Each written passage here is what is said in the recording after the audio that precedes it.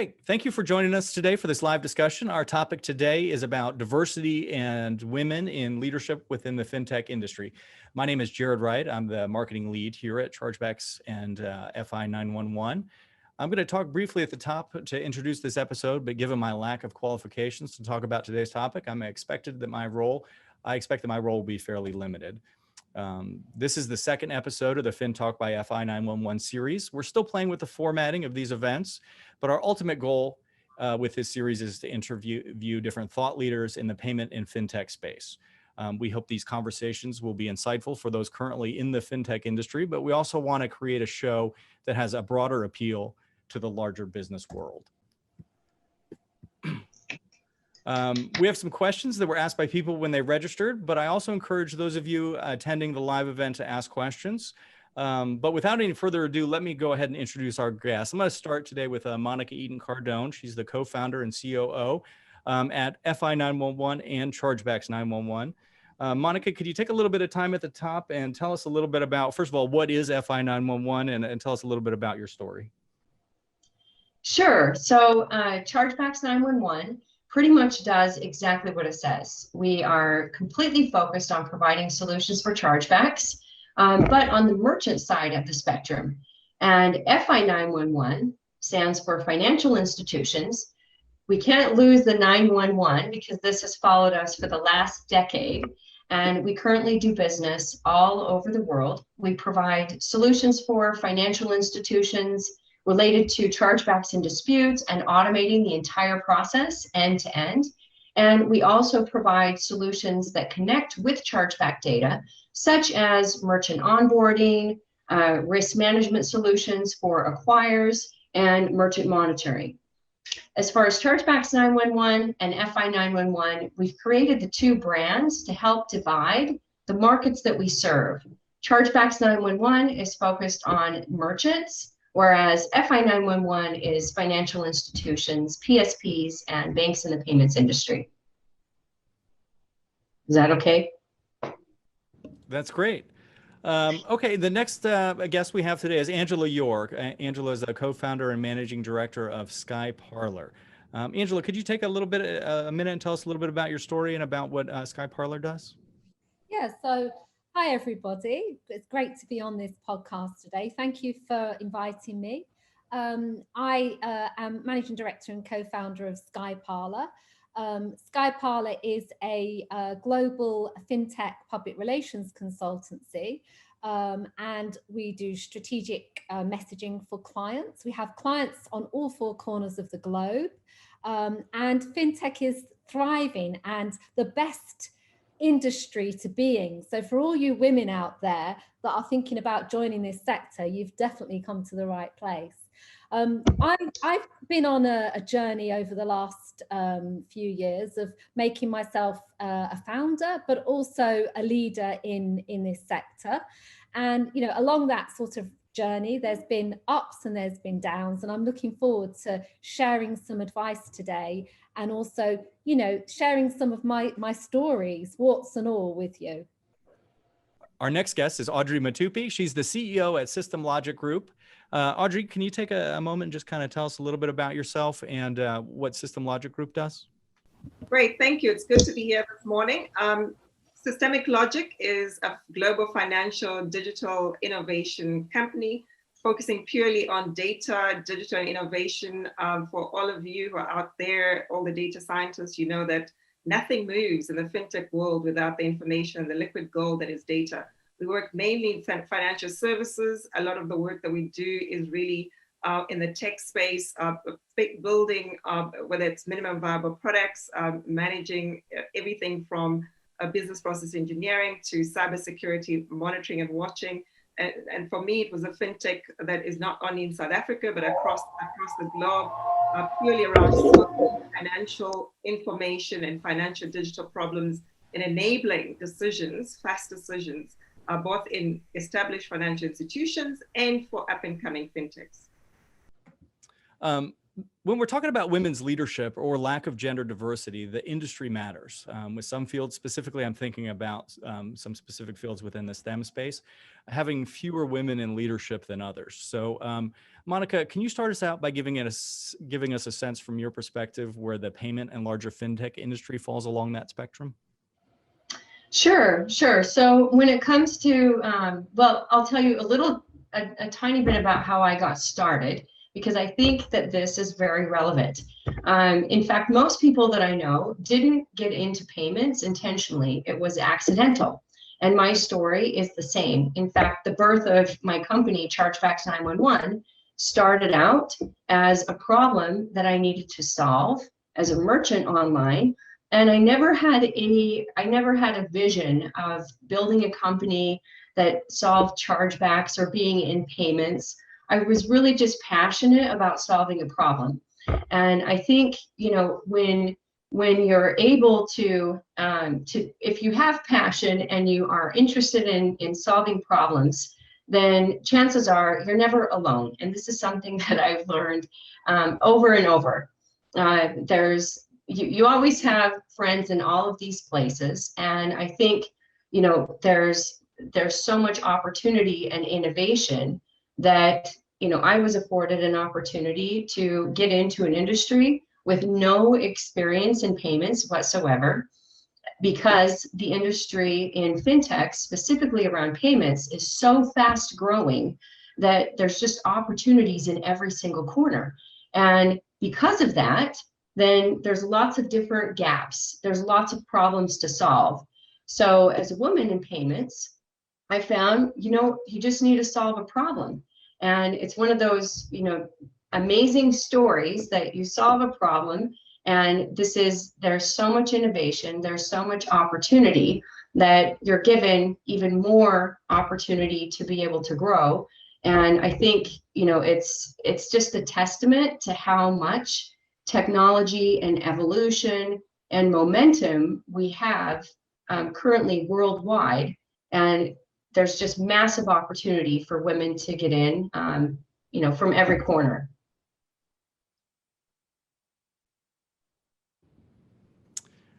That's great. And Angela, from your perspective, would you agree with Monica? Has the fintech industry, is it doing better than other industries in terms of women in leadership roles? I think it's work still to be done. I mean, the bare facts of it are, and these are statistics from PricewaterhouseCoopers, that only 5% of women are represented in tech leadership. So if you are one of those women, which all three of us are, then we've actually, you know, succeeded already. Only 3% of females say a career in technology is their first choice. And women are much less likely to go into technology. So it really is about breaking down stereotypes, and that really, those gender barriers start at school. And also realizing that within the technology sphere, I've been in technology all my working life. I have a degree in business studies and marketing. I'm a chartered marketeer, but marketing is not necessarily seen as a technology role. But actually, marketing is the lifeblood of any technology business. And it's how companies can differentiate themselves is through brilliant marketing, which you guys know at Chargebacks 911 all about. So it's about, you know, being in technology is not just being a coder. And even if you are a coder, you need creativity within the coding and the development department. And that we all know that any type of team, whether it be in tech, marketing, or whatever, leadership, it needs that rich diversity of people from with different thought processes and different walks of life in order to create something that's representative of the communities in which we serve and the audiences in which we serve. So for me, there's a lot of work still to be done. I'm not going to sugarcoat that. But I do feel that we're making progress. And I think that, you know, just for example, some of the award ceremonies that I've been going to for the last decade, when I first started going, there was only a handful of women in the room. But now, you know, 10, 15 years on, the room is very much, you know, mixed with, you know, generally about 30 to 70% women and men. So I'm really pleased to see this gap, you know, starting to close. And also I'm really pleased to see that people are beginning to realize the importance of not just the dominant masculine type skills within the boardroom in tech businesses, but also some of those softer skills which make up diverse thought and make up better, in the end, but better P&Ls, and you know that there's statistics to prove that mixed environments are more successful financially. So I guess that's how I would answer that question, Gerard. That's Jared, great. I just want to say, and Angela, I just want to comment on the back, and also include Audrey in this. But you know, if you think about, I mean, do you guys agree that when it comes to women in payments, and I agree, like there's not enough women anywhere. So, but if we look at, you know, do you think that the reason for that is because women have been shut out, or is it because, you know, women aren't recognizing that there is like just massive opportunities for us here? Because I look at, like, the two of you are absolute rock stars, and I mean, and you know, you're go-getters, and I look at so many colleagues that I have in this space, and I do think, you know, it's that, and even myself, I mean, it's like there's just, we need to, what do you think is stopping, or, you know, not increasing the amount of women in the space? What do you guys think? Well, maybe Audrey, would you like to answer first? I can answer that too. I've got thoughts. So, and it's good. So you started off talking about how you entered the industry through access and problem solving. And Angela is talking about the challenge in terms of just creating that critical mass from creating that diversity. And if I look globally, if I look at even my own experience, there's an element to it, which I would argue is beyond access and making sure that actually there's visibility. So Angela talks beautifully around marketing and the importance of marketing.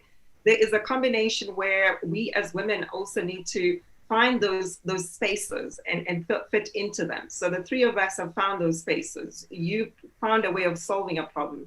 I started my journey in the corporate world. So like you, Angela, I'm almost an accidental tech person. Accidental in the sense that I was in financial services, leading business, solving problems, and it took running a business where we had to migrate 3.5 million customers onto an SAP platform and running daily crisis meetings that I realized, wait a minute, my ability to solve for some of the problems and reduce some of the waste coming out of this has nothing to do with my knowledge of tech.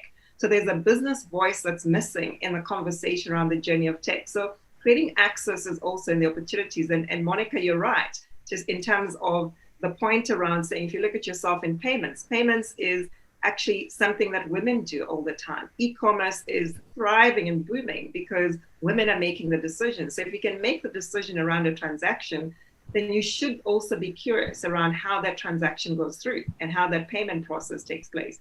So I'd argue that there's three components. One is in the curiosity to find a solution to a problem. The second is in the access that is created and opportunities created for women to participate. And the third is making sure that once that access is created, that we hold various industries accountable in ensuring that that access then is opened up for women to participate. And it's not just about coding. It's about everything we do. And we focus on the digital side. Everything you touch these days has a technological component, which means everything you're doing right now to manage your transactions at home, whether right now you're busy buying and purchasing something through Alibaba, whether you're right now figuring out what Monica, what your company from a payments solutions can solve for at this point in time, you're engaging in technology. Here we are, 3 different countries across 3 different continents, having a conversation around access, around women, and around platforms of payment. That's great. And the thing I think all of you sort of touched on, what I seem to be hearing is that that women have specific strengths that bring value to business. So I think, can we drill down on that a little bit? What specifically would you say are the strengths that women bring to the table? And how do you see the growing role of women in leadership? How has it impacted the fintech industry specifically? Monica, did you have an answer for that? Sure. I mean, I think that in terms of, it's not just about women versus men. It's also, to Audrey's point, there's cultural differences. With my experience in moving to the UK, I would not, English versus English, it's different languages. You don't appreciate just the richness of understanding and living in a different culture. And I think, making sure, and I can appreciate such benefits from each culture. In the US, we're workaholics, right? But in the UK, maybe there's more holidays. However, the mentality is different. It's more efficient. So there's pros and cons in all of these things. I think in terms of, what strengths women bring to the table, or a diverse team brings to the table, I think women have a tendency to be, we're more interested in doing things that we love. We're not going to do things, we're not as motivated probably just by a financial paycheck. And I hear about this all the time, that, most volunteers that I've read statistics are women traditionally. And it's, we have those genes. We're interested in, probably more interested in giving back and making a difference in the world, as opposed to, taking a look at an increasing stock price. In order to have a growing company, though, you can't ignore profits and revenues. So you want to make sure that, you're having those drivers. And there's a lot of other strengths, but I'm going to allow the other members of the panel, because I think we all have a lot to bring in terms of identifying all of the strengths that I think women can bring. Maybe Angela, what do you think? I think I'm going to start with somebody who I really admire. I admire both of you, by the way. I think you're absolutely rocking it for other women to look at and say, yes, I can do it too. And I think we need more of that in fintech. And you are both great examples of that. But I really admire Jacinta Ardern, who's the Prime Minister of New Zealand. And she put it so well. She said to me, leadership is not necessarily about being the loudest in the room, but instead being the bridge, or the thing that's missing in the discussion, and trying to build consensus from there. And we all know that story about Sheryl Sandberg and being, don't accept that you're bossy, because girls shouldn't be called bossy, because boys aren't called bossy, they're called future leaders if they're assertive. Well, I do still believe that there is some stereotypes that we need to overcome. And I think that we all, including, I've got a son, you guys have got, daughters or whatever, we also do need to look at ourselves in the mirror when I'm talking to my son, to make sure I'm treating him exactly the same as I would treat myself. But in saying that, there is some amazing differences between human beings and the sexes. And I think what I guess I think is one of a really primary strength for leadership that women have. When I think about myself here, and I think about how I can multitask, when I started the company up with my business partner, I was the primary caregiver for my son at that point, because my partner was starting up his own company. I was running the house. I was jointly, running the business with my business partner. I was organising our social calendar for us all at weekends. I was organising all my son's sports. I was sorting out Christmas. I was putting everybody else first. And I just think that we have an innate skill to be able to do that. And I think that's such a benefit that we can, that women bring to the table. And I also think, we are really, I mean, men are too, but, women are really good communicators and cutting through to the real authentic issues as well. Because we, gather in groups more and we talk a lot ourselves, not about football or, superficial subjects. We actually, are quite more open to talk, and men should be able to do that too. I hope for the future for men that they feel that they can do that more. And I think that's coming. But I think because of that, in leading other people feel, a woman leader is often, really approachable. And if people have an issue and they're trying to solve it, whether it be with technology or with, dealing with their leadership or whatever, that, often women are really good at giving that type of advice. Not to say men aren't either. I've had some amazing male bosses in my life, and people that I've, great mentors that, really recognize that and bring that into their teams.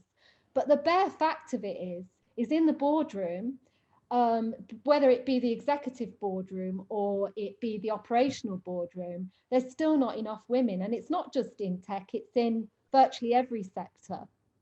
So we do need to deal with that. And I think just to add to that, in terms of both of you, and absolutely, I agree with you, Angela, both of you absolutely awesome. It's actually intimidating in a nice way to be in a panel with all of you.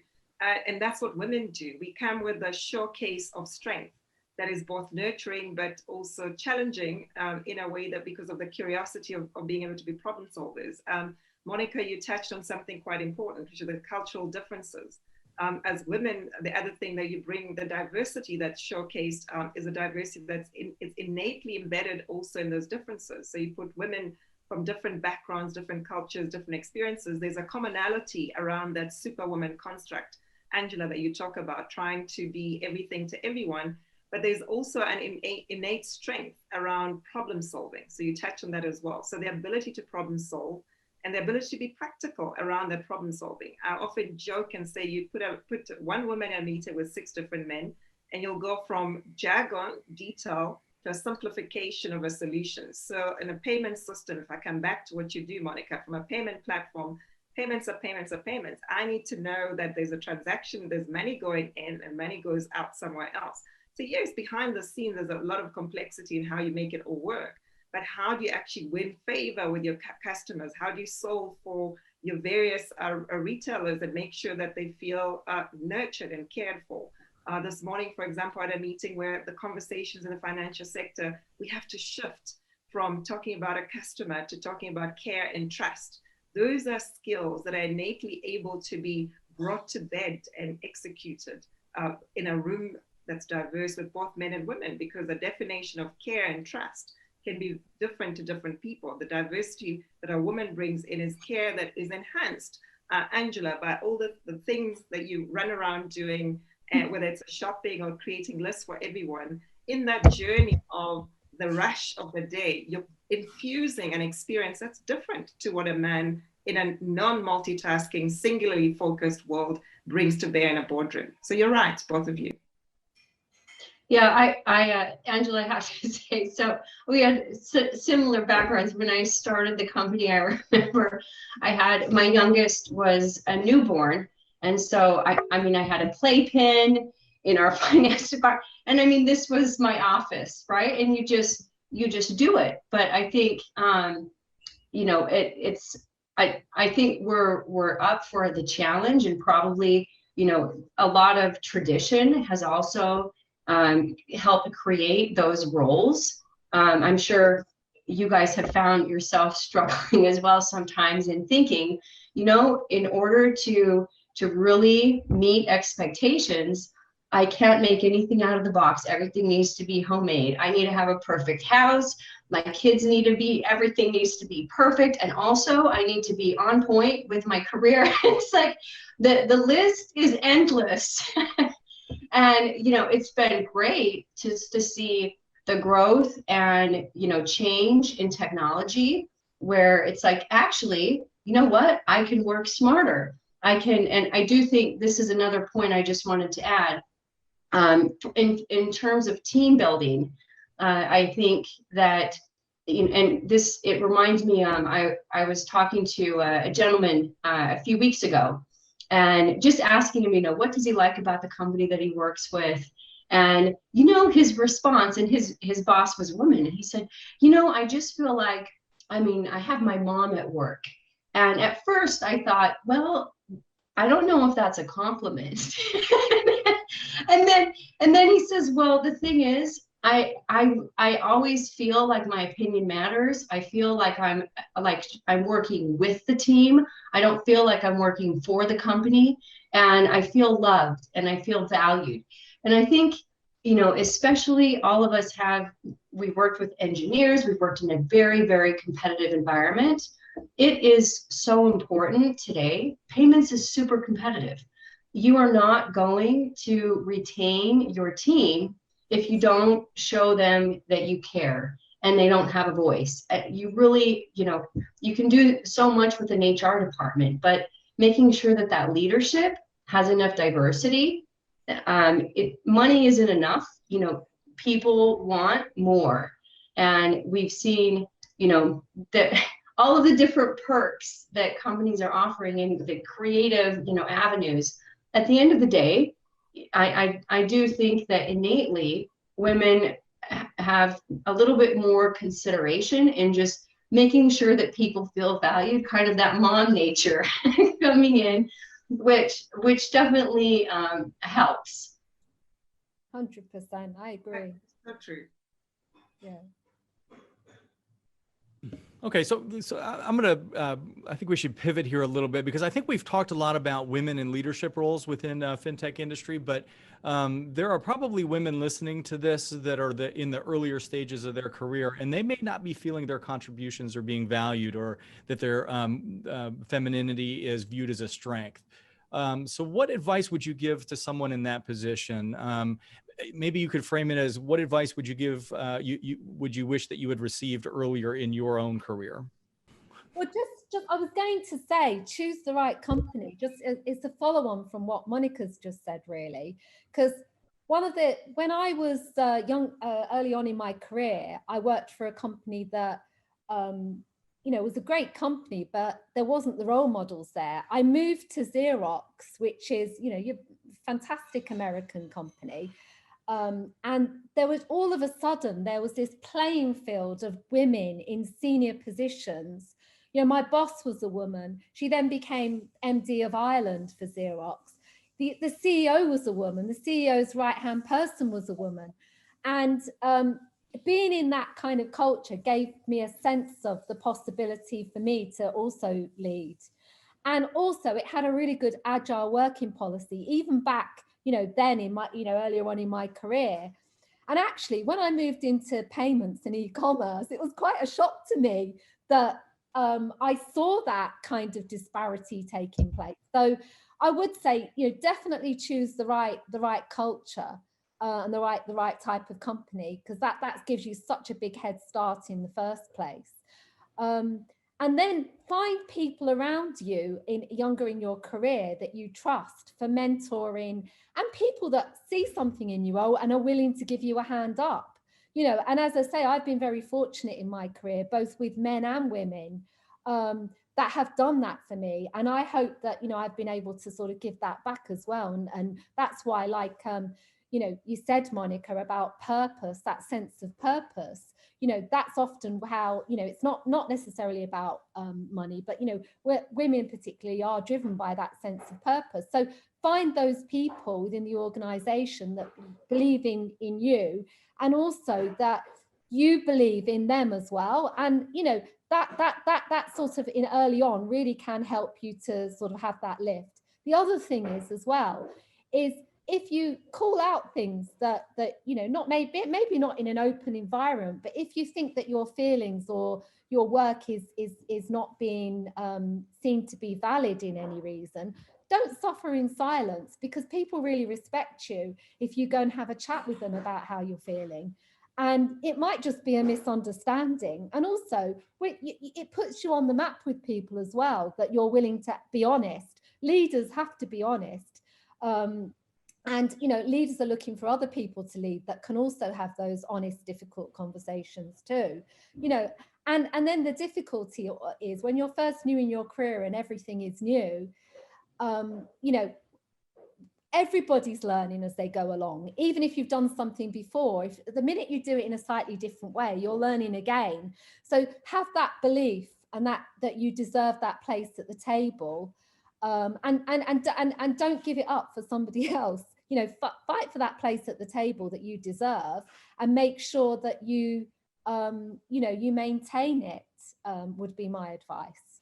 So Angela, I'd like to come in right from that, because the fighting for right on the table, I would add to that, is know your worth. There are two types of people listening now. There's the young professional who is probably in a big organization, who understands their worth, who has probably looking to be promoted. So be bold enough to know your worth, and then work through everything Angela has said, find a sponsor and engage, but be bold enough to ask for it. There's a second person probably listening today, who is somebody who has a brilliant idea, has been dreaming about founding and starting a company, as we all have, one way or the other. Take the risk, be bold enough to take that risk, and write down the idea. And when you think it's a really crazy idea, then you're on the right track. And if I think about it, you find somebody to speak to, someone to confide in. It doesn't have to be a woman, but know your worth would be the point. And either way, know your worth to be bold enough to ask for that promotion and ask for what you need. Know your worth to be bold enough to say, actually, I can back my idea.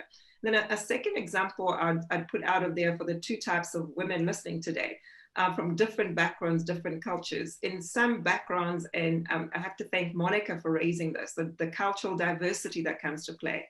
If I think about a young woman listening from the African continent or from Latin America, where there's some cultural issues around being told that you can't actually speak up to a man if you've got a man's boss. You've been told that women belong in a certain part.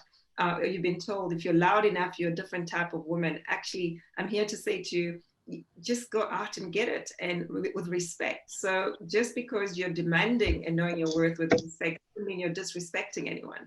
So follow your inner instinct and have a value system. So I've found that I make note constantly of the ideas that pop up my head. And I have a joke and a saying that says, sometimes at 2 a.m. in the morning, feels like my head is a popcorn machine, because it's just popping of ideas. So write down those ideas, because one of those is going to take you somewhere.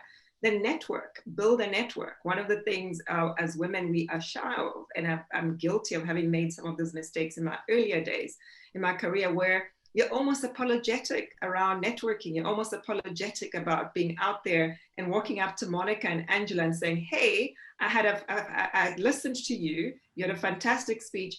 Please, may I send you a copy of my business plan or my business case? It's just that boldness, network and send, because we may all be quite busy, but you might actually trigger an idea that says, wait a minute, this is a potential strategic partner for a payments company. This is a strategic partner for a marketing fintech. So know your worth, be bold enough to speak up, build that network. And from a cultural point of view, just if you know your value system, do it with respect, but don't do it quietly. And doing it with respect doesn't mean you can't speak up for what you want and what you believe in. No, I totally agree, and I have to weigh in. But there's, you know, I was thinking, so I've spent a huge amount of time in India, and probably, you know, similar culture in Africa. And, you know, not, I mean, many years ago, there was no women doing business. And, you know, I could have, I was offended at first. You know, I'm coming in as an American, and I mean, why is it that I can't just have my own name? I don't want to be the daughter of or the wife of, like, actually. And, you know, I had to make a decision of, okay, what's my real goal here? Do I want to do business in India?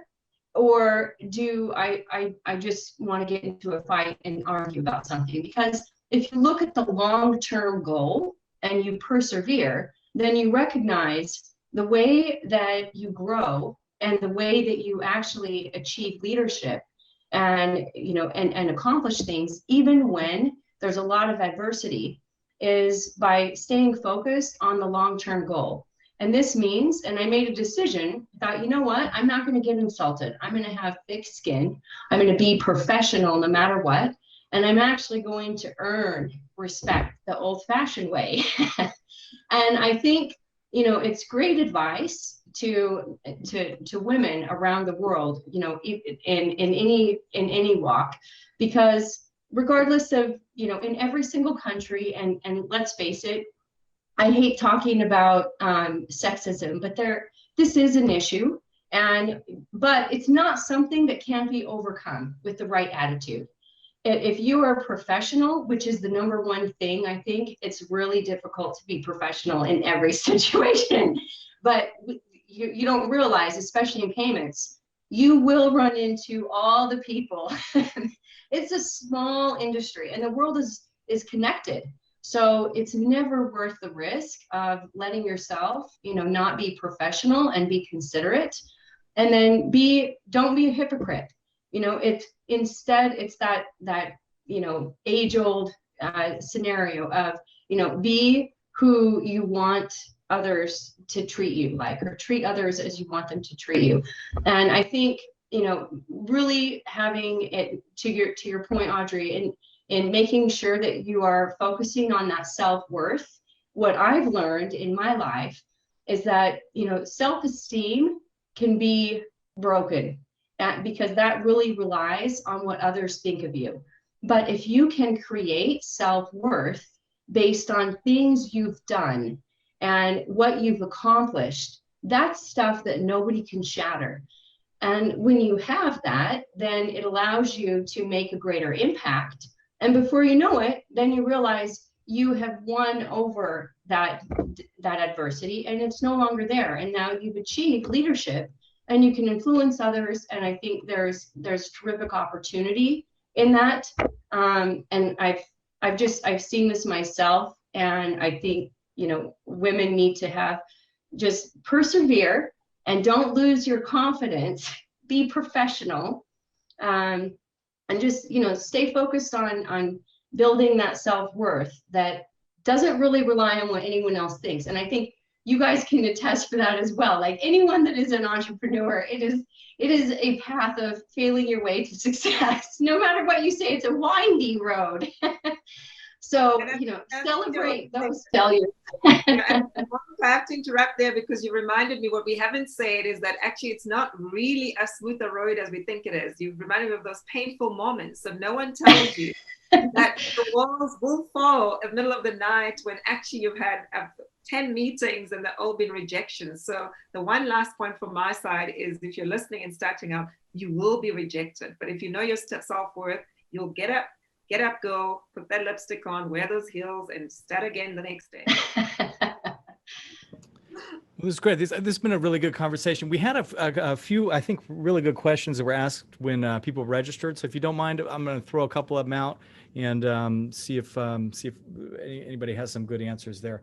The first one was asked by Mandy. It was an interesting question. She said, what coping mechanisms have you used to control stress levels? Holiday, I would say. A good holiday. When the stress gets too much, take a break, even if it's just from what you're doing, even if it's just to go for a walk in the park or take the dog out or something. Take a chill pill, take a few breaths. And if the stress has got too much for you, just have a couple of days somewhere else for a different scene. But, you know, in the end, everything works out okay, doesn't it? You know, nothing's insurmountable. Like Monica said, you know, you sometimes stress is good because it helps you to work out a problem in a you know, and think in different ways. So stress can be a good driver channeled in the right way. Yeah. And I think for me, and that's right, I love cooking. I mentioned earlier, reading and cooking. So I'll cook with my music loud and dance and relieve that stress, and then call a friend. One thing about the network and the circle of sisterhood. So we've spoken about the business side. I don't think I would have survived without the sisterhood that I have. So call that friend who will remind you to laugh at yourself, because you can't take yourself too seriously. So find what works, a holiday, cooking, dancing, call a friend, laugh at yourself, But more important for me, I always have to remind myself, just be kind to yourself. Yeah.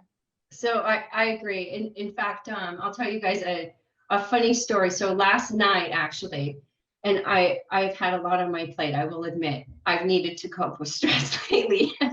So, and I have two daughters. And so they said, you know, Mom, maybe you just need to take a break. You need to take a break. And, you know, I'll usually go running or I'll do some type of exercise. And my youngest, who's 12, turns on, you know, Confident, like this Demi Lovato song, which is a great song. And she says, let's have a dance contest. And you know what? It was the greatest thing. And, you know, just to be silly and listen to great music. And I mean, we ended up having dance contests. I think I did like cartwheels into the wall, probably hurt myself. But the great news is that after that, I thought, you know what? Actually, I can conquer a little bit more. I'm going to go to sleep. I now have tons of energy. So I think totally just don't take yourself so serious. Turn on some crazy music. You know, watch yourself do some crazy, funny moves in the mirror. I promise you won't be able to not smile. Do it with your kids if you have kids, and they will definitely get you snapped out of it so you're stress-free in no time. That is so true. That is so true. So, Monica, we're all going to wait for that video that your daughter is probably going to We did a singing contest after that. The singing, I think, may have been worse. But you're right. It's a way of expressing yourself and getting rid of a bit of the stress. You know, singing at the top of your voice to your favorite tunes. Why not? You know, it's a stress reliever. Okay, and so I have one more question I thought was a really good question I wanted to put to you. Mary asked, are there steps women can take individually or as a group that could help gain more ground? Angela, do you want to start that one?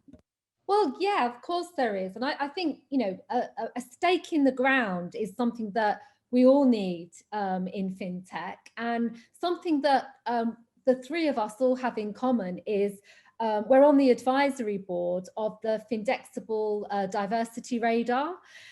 This is an incredibly exciting initiative where we're globally measuring how many fintech founders there are, how many the diversity within fintech businesses, how many leaders are there, female leaders are there in fintech in various different businesses of all sizes. And currently we're in the process at the minute of measuring this. And I think we will put the survey, where we're filling out the survey globally at the minute, we'll put the survey in the notes of this podcast, because I'd like to direct the audience listening today to go and fill out that survey for, you know, on behalf of their companies, so that we can have that stake in the ground. And I think from that, from the data's gold. You know, both of your companies, you know, have such rich data that it's able to solve such amazing problems. Well, the data is a point where we can start to improve, get better incrementally, and maybe with bigger steps as well. So if anyone's interested in the Findexable Diversity Radar as well and being involved in the community, please do let us know, and we will, you know, be happy to send you information on how you get involved. And how would they should just email you directly? You want to provide your email, or what would be the best way for them to reach out?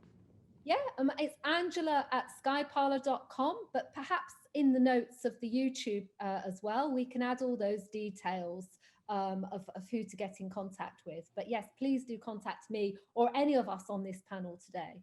That's great. And we'll make sure to add that information in the notes. Great. And I think just to follow on through Angela, I mean, one of the things I always say is what gets measured gets done. And if you look at the work that Findexable is doing, is really trying to make sure that the starting point of anyone working with data information is understanding the lay of the land. So if we can get as many people to fill in the survey, a quick, easy step that anyone listening can do, if you're part of a fintech, And the survey is not just for anyone who has a startup. It's anyone also who has those popcorn ideas I spoke about earlier. So come in there and put that information, that data in, because we're then able to see what support is required. So one of the steps in trying to be part of a fintech is the worry about, is my idea legit? Am I able to find funding? Will someone believe me? So I think that the work that Findexable is doing, other than bringing us all together, which has been fantastic, is really trying to ensure that we continue to build that diversity. It's really about saying, let's not just talk off the cuff and say women are not represented in the fintech space. Let's now measure it. Let's now step up and stand up and be counted. If I look at Monica, the amazing work that you do from a payments point of view, it would be wonderful to see how many more other companies out there that you can create synergies around. So the action steps from my point would be, as we align and create more diversity, look out and see who else is doing what, be part of surveys that are out there like Findexable that is putting out there as well, be part of, be a guinea pig, go and test some of the products. Right now with Chargeback 911, go and test and see what products are offered out there. Ask questions, and more important, jot down ideas. There's no such thing as a silly idea. And there are resources out there, find the resources. And finally, reach out to any of us. I will be available to answer that. And Angela, thanks for that shout out, because I do believe data is the new liquid gold in more than one way. Thank you. Thank you. That was great that you added that. Yeah.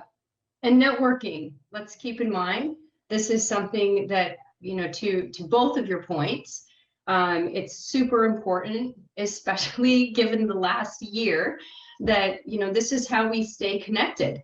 We're in a virtual community, and we need that data to be exchanged to find, commonalities, identify patterns, identify opportunities to improve, and connect with, similar companies that are like-minded.